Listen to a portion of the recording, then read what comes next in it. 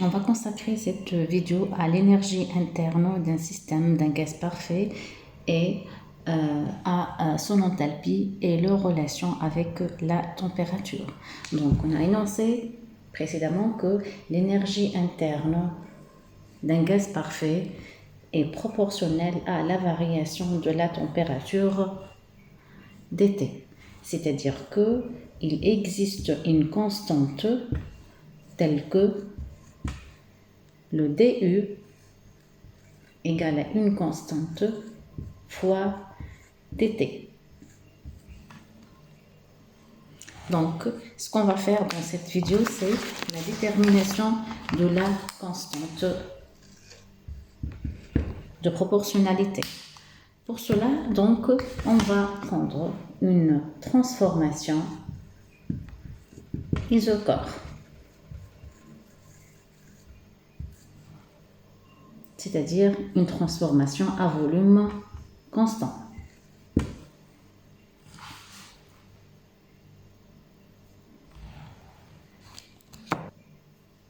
Donc, rappelons que la variation de l'énergie interne dU égale à une variation de la quantité de chaleur plus un travail, c'est-à-dire moins P fois dV.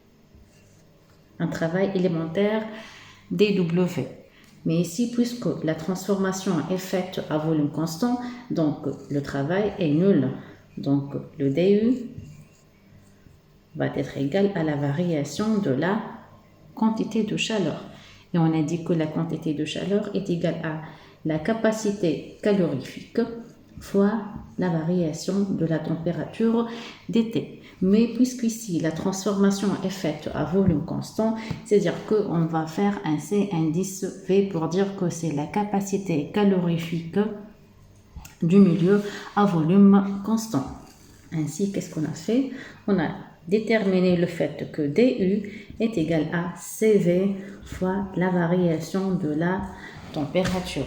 Et ainsi, qu'est-ce qu'on a fait? On a déterminé le coefficient de proportionnalité, donc cité au début. Donc, le coefficient de proportionnalité entre la variation de l'énergie interne et la température n'est autre que la capacité calorifique à volume constant. Ici, on parle donc, cela est énoncé par Joule. Donc, c'est la première loi de Joule.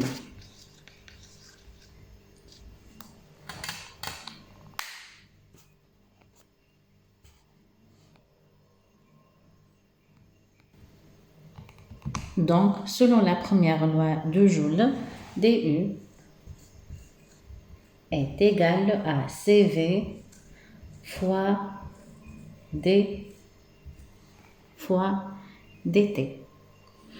On peut l'écrire aussi, donc, comme étant égal à nombre de moles fois la capacité calorifique molaire à volume constant fois la variation de la température. Comme on peut l'écrire aussi, la masse fois la capacité calorifique massique à volume constant fois, bien sûr, la variation de la température. Comme on peut écrire aussi que delta U est égal à CV, capacité calorifique à volume constant, fois le delta T, la variation de la température. C'est égal aussi à N fois la capacité calorifique molaire à volume constant, fois le delta T, ou bien c'est égal à M fois la capacité calorifique massique à volume constant, fois bien sûr le delta T. Ça, c'est concernant la première loi de Joule. On a énoncé aussi que la variation de la fonction enthalpie H est proportionnelle à la variation de la température. C'est-à-dire qu'il existe aussi une constante telle que la variation de l'enthalpie égale à une constante fois la variation de la température du système en question. Pour la détermination de la constante, on a eu recours à une transformation isobare, c'est-à-dire P égale à une constante. Pour une transformation isobare, on a montré que les constantes ou bien les capacités calorifiques s'écrivent sous la forme de ces indices P. C'est un paramètre qu'on va utiliser. Donc, l'expression de l'enthalpie, elle est donnée par H égale à U plus P fois V de l'état considéré. Et on a aussi exprimé dans une vidéo précédente que dH égale à dQ plus V fois dP.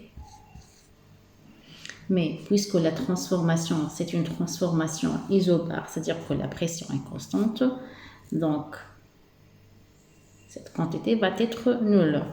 D'où dH va être égal à la variation de la quantité de chaleur. Donc, dH va être égal à dQ, la variation de la quantité de chaleur à pression constante, qui est égal à quoi? On a dit qu'à pression constante, les capacités calorifiques s'écrivent sous la forme de C indice P pour dire que c'est à pression constante. C'est égal à Cp fois la variation de la température d'été. D'où dH égale à Cp fois dt. Et ainsi, on a déterminé la constante de proportionnalité entre la variation de l'enthalpie et la variation de la température. On parle ainsi de la seconde ou bien de la deuxième loi de Joule. Donc la première loi de Joule concernait la relation entre l'énergie interne et la température et on a montré que dU égale à CV fois dt. Et maintenant la deuxième loi ou bien la seconde loi de Joule, elle concerne la relation entre la variation de l'enthalpie et la variation de la température. Et on a montré que le quotient de proportionnalité, ce n'est que la capacité calorifique à pression constante.